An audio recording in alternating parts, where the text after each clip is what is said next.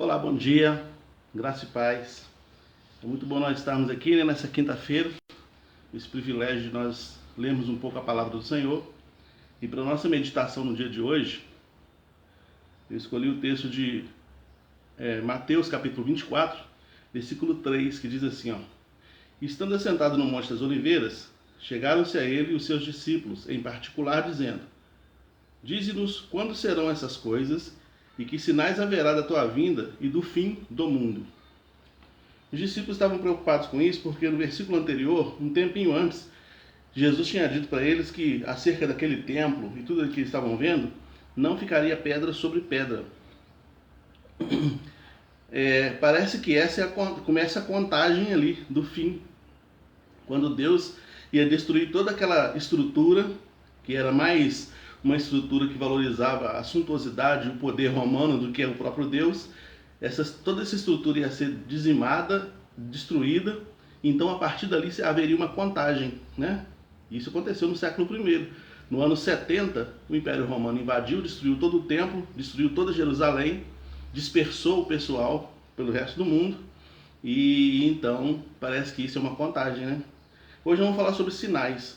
Ontem o Facebook colocou uma notificação para mim, me lembrando coisas de 3 anos atrás, lá no período da pandemia, em 2020, né? Então, a gente todo mundo de máscara, todo mundo isolado, a gente estava a foto que apareceu, uma foto da gente no templo adorando a Deus, mas todo mundo separado.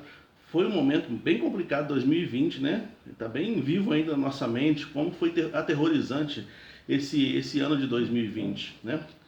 E é interessante pensar que 2020 foi a pandemia, né, do coronavírus. E pandemias na história da humanidade houveram poucas. Tiveram poucas pandemias na história da humanidade. Os cientistas, os estudiosos estimam que a raça humana, o ser humano, o Homo sapiens, né, desde quando o homem entendeu-se a si mesmo, desde quando o homem compreendeu a si mesmo e aprendeu a falar eu, entendeu? Eu. Os animais não falam eu, né? Os animais não sabem sobre si, mas o ser humano é o Homo sapiens, é o homem que sabe de si. Desde quando aconteceu isso, há cerca de 200 mil anos, que aconteceu isso. Então, que se conta a história da humanidade nesse processo assim, de conhecimento. E 200 mil anos, e só se conta entre 5 e 9 pandemias. É muito tempo e pouca pandemia, né? É claro que eu não gostaria que tivesse tantas, né? É claro que o ideal é que não tivesse nenhuma, mas em se tratando da quantidade de tempo e a quantidade de pandemia, é muito discrepante essa diferença, né? E os sinais que a gente quer falar aqui, que aparecem em Mateus capítulo 24, são sinais de ordem global, porque pandemia é uma coisa de ordem global. Você tem epidemias que são locais, você tem endemias, você tem coisas que são locais, mas pandemia é uma coisa que atinge a globalidade. E Jesus fala sobre pandemias ou sobre enfermidades, né, pestes, né, e guerras de ordem global. Os sinais da volta de Jesus, os sinais do fim, são sinais de ordem global, não locais. A diferença é essa, né? Aí alguém vai dizer assim: pestes e enfermidades sempre tiveram no mundo, sim, mas pandemias poucas. Guerra sempre teve no mundo, mas guerras mundiais poucas. Guerras mundiais foram poucas, que envolvem várias nações do mundo, né? A apostasia também, no versículos 10 a 12, ele fala sobre a apostasia, que é a mudança da maneira de crer, né? Uma distorção do cristianismo, uma distorção da mensagem do evangelho, um outro evangelho pregado por outros mestres, pregado por falsos profetas, como diz lá Paulo em 2 Timóteo capítulo 4, né? Que as pessoas teriam comichão nos ouvidos, querendo pessoas que pregassem aquilo que elas querem ouvir, e não aquilo que o evangelho realmente quer dizer, porque o evangelho propõe mudança de vida. O evangelho falso não propõe mudança de vida. Pode vir do jeito que você estiver e continuar do jeito que você estiver. Jesus falou: eu te acolho do jeito que você está, mas eu te proponho uma mudança, tem que nascer de novo para entrar no reino, né? O evangelho falso não faz nenhum tipo de exigência de transformação, né? Então ele fala assim: olha, de ordem global vai haver uma apostasia, uma mudança na maneira de crer, uma mudança na maneira de se falar do evangelho. Também, de ordem global, fala sobre perseguição. No versículo 9 ele fala assim: ó, vocês serão perseguidos por todo mundo. Todo mundo, o planeta Terra vai odiar vocês por amor ao meu nome. Houve um tempo que o cristianismo, logo nesse início aí do cristianismo com Jesus, ele era perseguido só na Palestina, pelos judeus, pelos romanos, só assim. No mundo, às vezes, ao longo da nossa história, a gente vai vendo aí a perseguição. Se você acompanha jornais de missões, por exemplo, participa de cultos de missões, você vai ver que na China tem perseguição, na Coreia tem perseguição, na Arábia tem perseguição. Mas de ordem global, agora você está vendo que o Brasil, por exemplo, é um dos poucos países que o cristianismo ainda tem voz, né? E ainda assim já está sendo perseguido em vários lugares. As pessoas estão presas porque pregam a verdade. O pastor Jorge Linhares, aqui de BH, teve que prestar depoimento na Polícia Federal porque estava pregando a Bíblia e acharam que alguma coisa que ele disse ali não estava de acordo com o sistema e ele teve que prestar informações ou prestar esclarecimentos na Polícia Federal. Então, perseguição ao longo do mundo, porque toda a linguagem que o mundo quer falar é contra a Bíblia. A linguagem que o mundo quer implementar, o novo homem do terceiro milênio, que o mundo quer fazer surgir, ele é contra os princípios da palavra. Então, quando se prega a palavra, esse novo homem global, esse novo homem da nova ordem mundial, tem que perseguir essa palavra. Por isso que estão falando, inclusive, em reescrever a Bíblia, para que a Bíblia possa se adequar a essa realidade que eles querem viver, que as pessoas querem viver, né? Que valoriza o velho homem, e enquanto o Evangelho fala que o velho homem tem que morrer. Entende? Por isso a perseguição é global. Também as mudanças climáticas, no versículo 7 fala sobre isso, né? Terremotos e algumas coisas assim. Também é de ordem global. Outrora você falava sobre, tem muito calor no Rio, né? Leopoldina é muito quente. Hoje em dia, fala, Estados Unidos estão com 52 graus de temperatura, gente morrendo na rua. Tsunamis acontecendo no Haiti. Terremotos acontecendo na Argentina.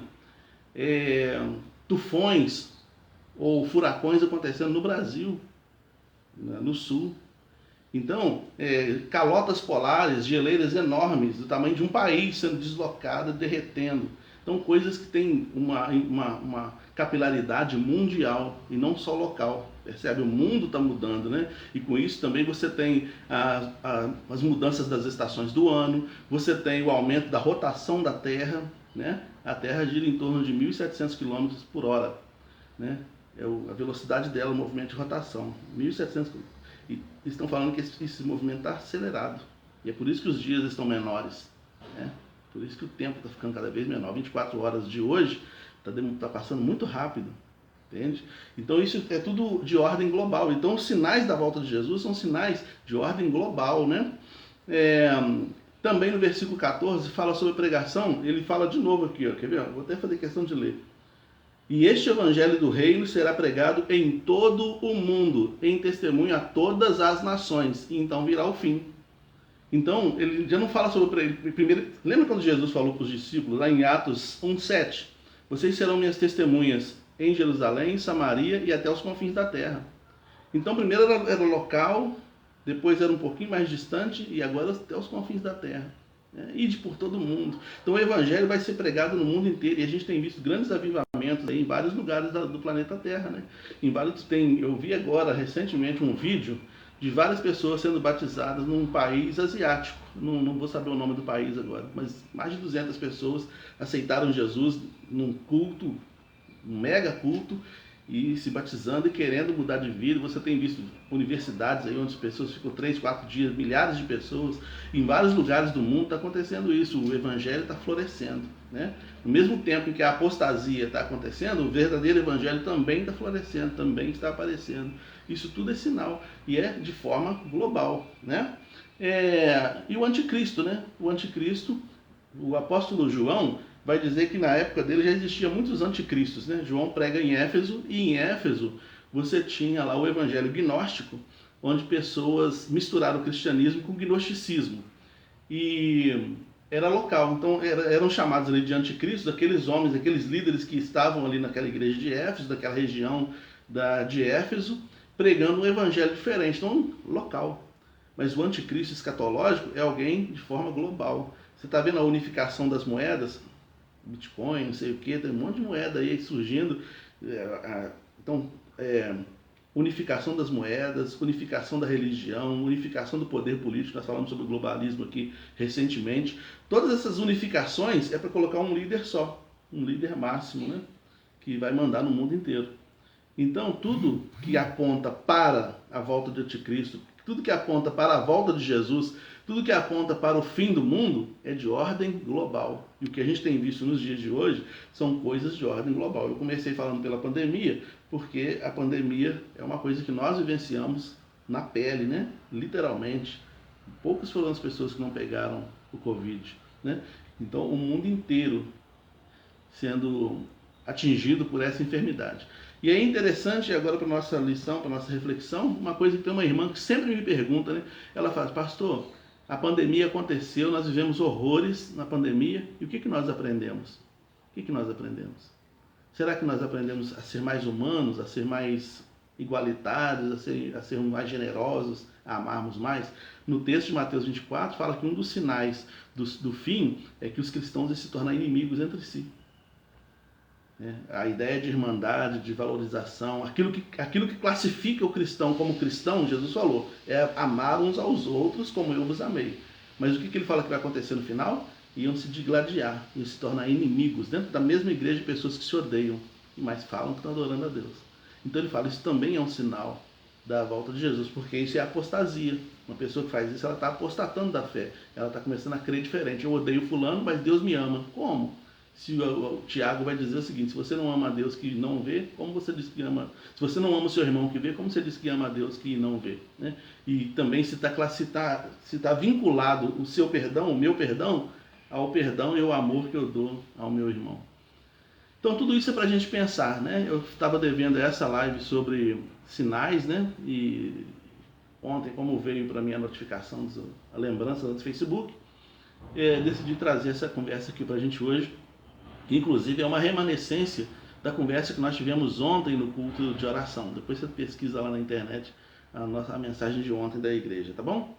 Deus nos abençoe e que nós possamos, com todo acontecimento que a gente tem visto, ficar atentos realmente, porque a nossa redenção está muito mais perto do que a gente pode imaginar.